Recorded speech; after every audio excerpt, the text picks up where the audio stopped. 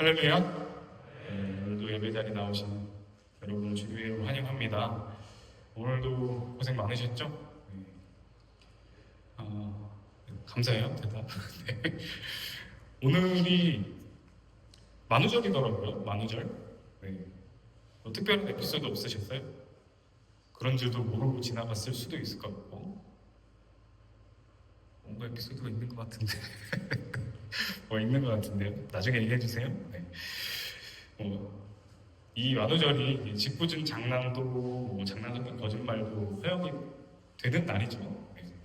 근데 꼭 이 날이 아니어도 이날은 웃으면서 우리 거짓말을 하지 평소에는 그냥 거짓말을 하면서 살지 않습니까? 네. 우리가 거짓된 모습을 보일 때가 많습니다. 거짓말을 해야만 거짓된 건가요? 그렇죠? 내가 말하는 것 그리고 내 실제 행동이 다른 경우도 참 많습니다. 나 스스로 안에서도. 그러니까 사람이 늘 100% 일관되긴 어려우니까 때때로 그럴 수 있다. 이렇게 이해할 수 있겠죠. 그렇게 적극적으로 이해한다고 해도 그걸 습관적으로 그런 모습을 보이는 사람들이 있습니다. 네. 한 번쯤은 보셨을 거예요. 빈수레가 요란하다 그러잖아요. 말만 앞서고 행동이 따르지 않는 사람. 그게 다른 사람이 그렇게 하든지 아니면 때때로 내가 그럴 수도 있겠죠. 때때로 내가 그건 그런 상황을 맞이하면 아쉽고 불편한 게 사실입니다. 근데 이게 그냥 우리가 살아가는 그 삶 가운데 경험하는 것뿐만 아니라 이 믿음 안에서도 그런 일이 벌어진다는 겁니다. 그러니까 행함이 따라오지 않는 경우가 있습니다. 그러니까 오늘 말씀이 바로 그 이야기를 합니다. 14절 말씀입니다. 믿음이 있노라 하고 행함이 없으면 무슨 유익이 있으리요. 그러니까 믿음이 있다고 하면서 행함이 없으면 무슨 소용이 있냐 이렇게 얘기를 합니다. 그러면서 이어지는 본문이 한 장면을 그려냅니다. 15절 16절 말씀.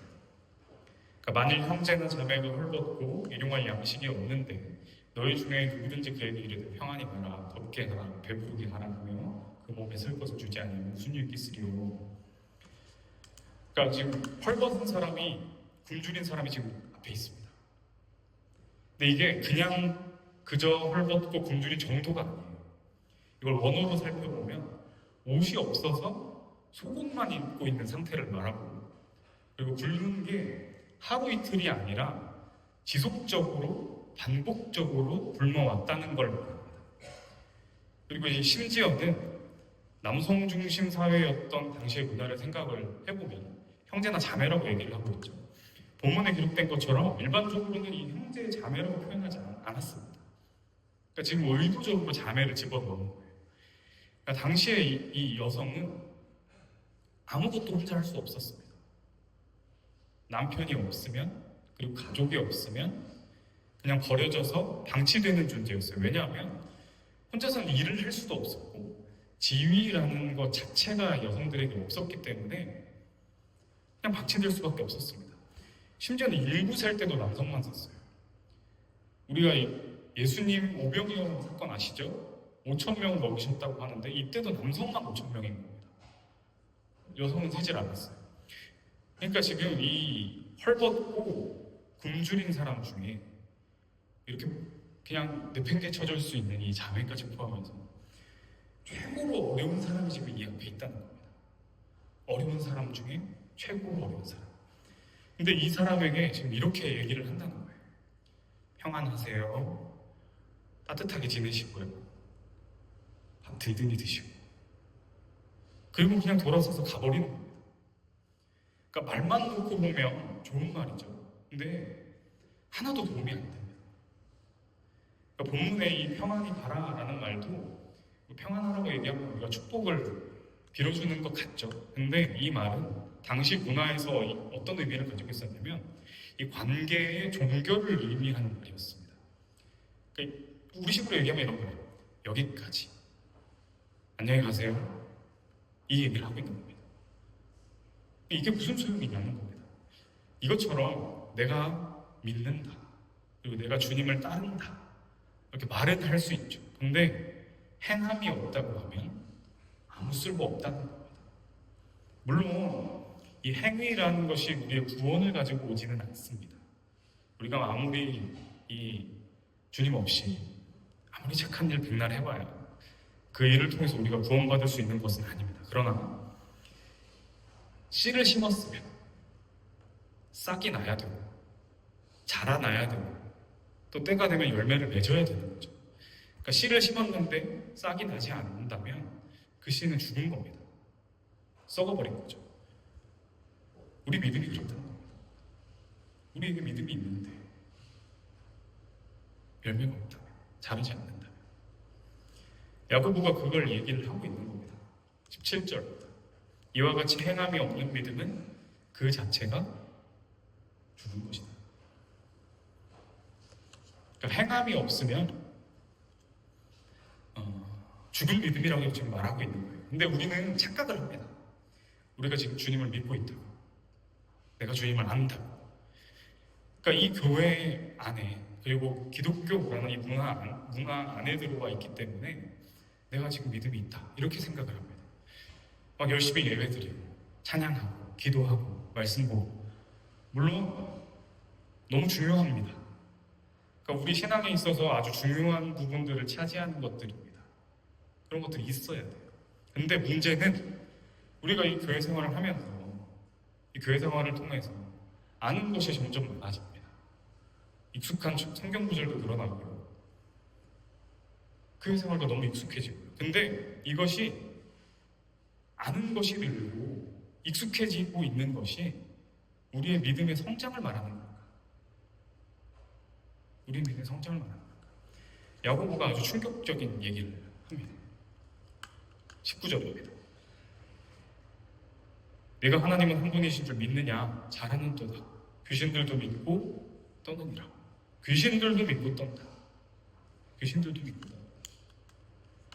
그러니까 하나님이 계시다는 걸, 하나님이 얼마나 크신 분인지 귀신들도 안다는 겁니다. 그리고 두려워서 떤다는 겁니다. 이게 제가 전해드린 얘기인데, 제가 경험한 건 아니에요.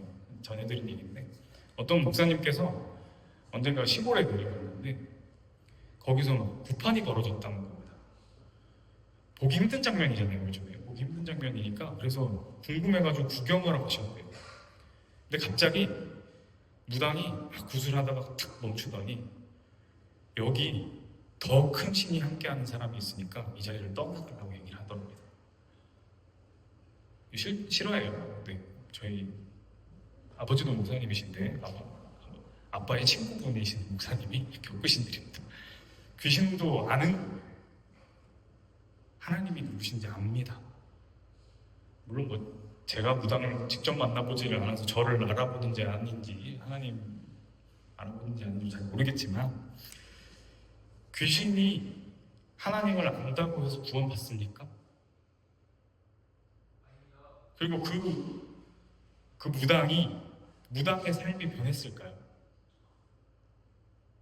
그러니까 안다고 해서 바뀌지 않는다는 겁니다.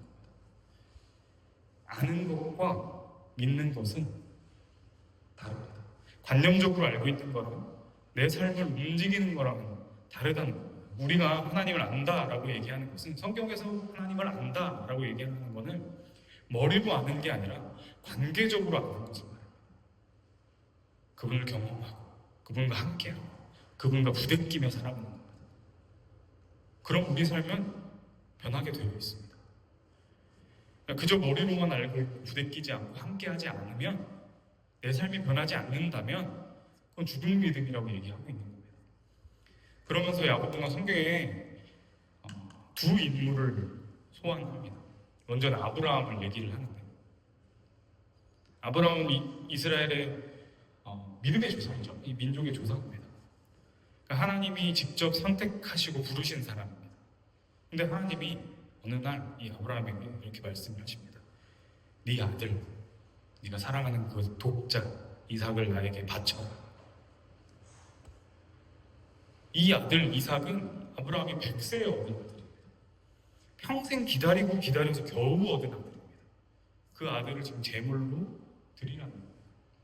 이 말씀 앞에서 아브라함이 어떻게 했습니까? 이삭을 데리고 모리아 산으로 갑니다. 장작을 패고 제단을 쌓고 이삭을 그 위에 올렸습니다. 그리고 칼을 들었습니다. 아브라함이 하나님을 믿음에 이것을 의로 여기셨다. 그러니까 믿음이 그를 움직였다는 겁니다. 그 믿음이 그의 행동으로 나타나게 된 거죠. 또 한 명을 소환하죠. 라합을 소환합니다. 라합은 이 아브라함과 상황과 조건이 많이 다릅니다. 아브라함은 믿음의 조상이 되었지만 라합은 여리고성의 기생이었고 이방 여인이었습니다. 그러니까 사회적으로 가장 낮은 자리에 있었던 거죠.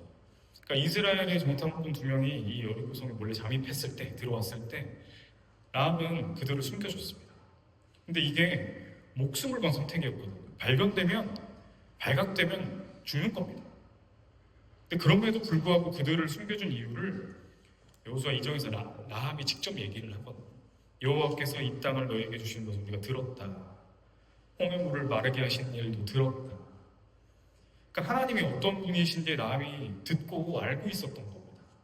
근데 그 소식을 라합만 들었을까요? 행간에 퍼져 있던 소문을 들었을 겁니다. 라합도 누군가를 통해 들었을 거예요. 근데 그 알은 그저 아는 것에서 그치지 않고 라합을 움직였습니다. 목숨을 걸게 했습니다. 그러니까 믿음이 라합을 움직였다는 거예요. 누군가는 그저 소문으로 듣기만 했을 그 소식. 그것이 라합에게는 믿음이 되었고, 그리고 라합의 행함이 되었습니다. 이 아브라함과 라합, 시대도 다르고 성별도 다르고 신분도 다르고 그 방법도 달랐지만 그들은 각자의 자리, 각자의 환경에서 믿음으로 행했습니다. 살아있는 믿음이 그들을 움직였습니다. 이거는 저도 마찬가지예요. 사실은 이 목회자가 말만 하고 행동하지 않기 가장 좋은 자리입니다. 이 자리에서 계속 말을 해야 하죠. 이게 제 일입니다. 말은 계속 해야 하고, 근데 그것을 제 삶으로 진짜 행하는 거는 저도 씨름해야 되고, 저도 계속해서 성장해 나가야 됩니다. 때로는 저도 더 움직이고 싶습니다. 근데 막 상황이 참 여의치 않을 때가 많은데,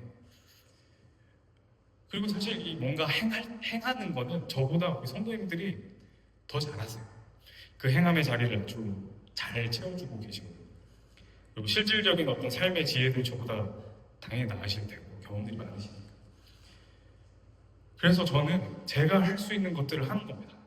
저에게 주어진 그 상황, 환경, 그 여건 안에서 제가 해드릴 수 있는 것들, 제가 할 수 있는 것들, 그걸 하기 위해서 애를 쓰는 겁니다. 여러분들 위해서 기도하는 거, 그리고 말씀을 준비하는 거, 이게 저의 행함입니다. 티가 안 날 수도 있어요. 티가 안 날지 모르겠지만 기도하고 있습니다. 제가 잊어버릴까봐 기도 제목을 저에게 기도 요청하거나 기도 제목을 이렇게 주시면, 여러분 노션 아시죠? 노션에다가 다 기록을 해놓습니다. 그리고 틈날 때마다 그걸 수시로 꺼내서 봅니다. 그 자리에서 읽으면서 기도하는 거예요. 기도 요청 많이 해주셔도 됩니다. 안 잊어버려요. 여기 다 적혀 있으니까. 네, 기도 요청 해주셔도 됩니다. 그리고 제가 먼저 이 말씀 앞에서 저부터 먼저 씨름하고 이걸 꼭꼭 씹어서 여러분들에게 전달하기 위해서 최선을 다합니다. 사실 어제도 밤샜어요. 애쓰고 있습니다. 사실 저는 간절합니다. 간절한 마음으로 하는 거거든요. 물론 이제 제가 완벽하지 않기 때문에 제 상황도 그렇고 아쉬운 거 투성이지만, 저에게 주어진 시간, 저에게 주어진 그 상황 안에서 정말 이렇게 쥐어 짜서라도 여러분들이 하나님 만나셨으면 좋겠거든요.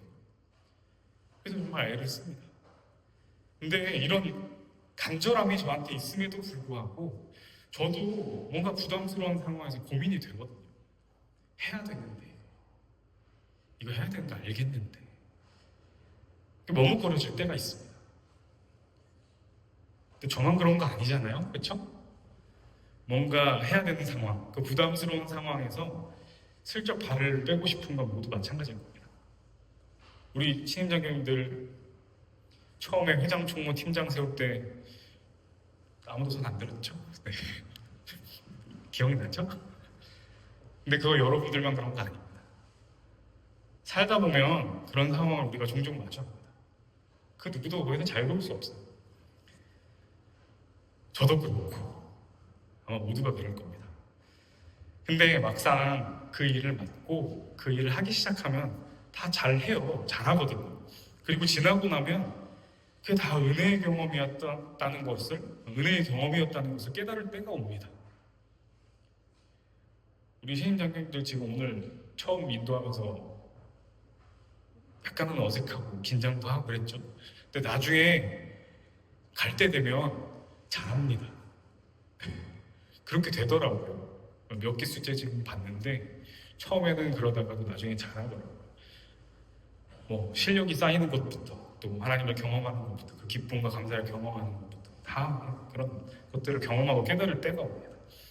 물론 이제 여러분들이 그걸 부담 갖지 않고 감사와 기쁨을 할 수 있도록 큰 부담을 드리진 않을 거예요. 네. 억지로 행하는 게 아니라 자연스러운 행함이 되어야 되기 때문에. 그리고 이 행함이라는 게 봉사만을 얘기하는 게 아니라 지금 이 본문은 우리 삶의 태도, 내 가치관이 행동으로 이렇게 나오는 것, 그러니까 더 큰 걸 얘기를 하는 겁니다. 더 큰 이야기를 하고 있는 거예요. 사랑 여러분은 하나님의 작품입니다. 매주 말씀드리죠. 여러분 하나님의 작품입니다. 근데 살아있는 하나님의 작품. 살아있다는 건 움직인다는 겁니다. 심장이 뛰고 숨을 쉬고 반응합니다. 믿음도 마찬가지라는 거예요. 이 살아있는 믿음은 반드시 뭔가 달라집니다. 내가 바라보는 시선이 달라지고 발걸음이 달라지고 그리고 행동이 달라집니다. 그러니까 하나님이 빚으시는 이 작품은 그냥 전시장에 걸려있는 작품이 아니에요. 아브라함이 그랬던 것처럼 그 아브라함의 자리에서, 라합의 자리에서, 그리고 지금 저와 여러분의 자리에서 살아서 생동합니다. 살아서 생동합니다. 여러분은 하나님의 작품입니다. 살아서 움직이는 작품입니다. 그러니까 여러분에게 주어진 그 모든 상황 가운데서 하나님 앞에서 반응하시고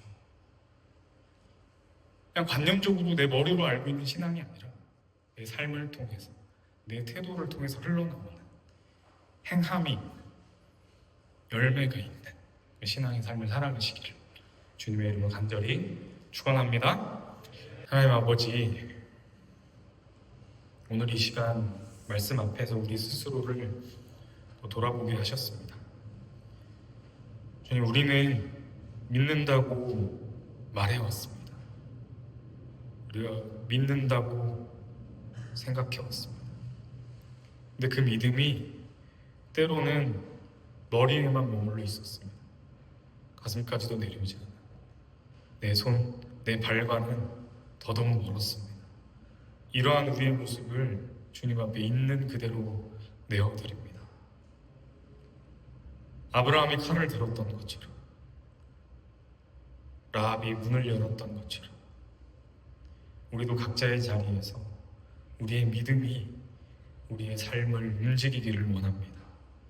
거창하지 않아도 지금 내 옆에 있는 사람에게, 지금 내가 있는 그 자리에서 살아있는 믿음이 흘러나오게 하여 주옵소서. 또다시 이 문을 나서는 이 발걸음이, 삶의 현장으로 나아가는 발걸음이 하나님의 작품인 우리의 존재와 우리의 삶이 살아 생동하는 믿음의 발걸음이 되게 하시고, 쉽지 않은 그 인생의 걸음걸음 가운데 주님께서 늘 함께하여 주시옵소서. 이제는 우리 주 예수 그리스도의 은혜와 하나님 아버지의 그 끝이 없는 사랑과 성령 하나님의 위로하시고 교통하시고 인도하시는 역사가 이 자리에서 함께 예배하는 모두와 교회를 거쳐가는 모든 발걸음과 오늘 이 말씀 앞에 서서 살아있는 믿음으로 살아가기로 결단하는 사랑하는 모든 주의 자녀들과 이 자리의 청년들과 모든 국군 장병들 머리 위에 이제로부터 영원까지 함께 하시기를 주님의 이름으로 간절히 축원하옵나이다. 아멘.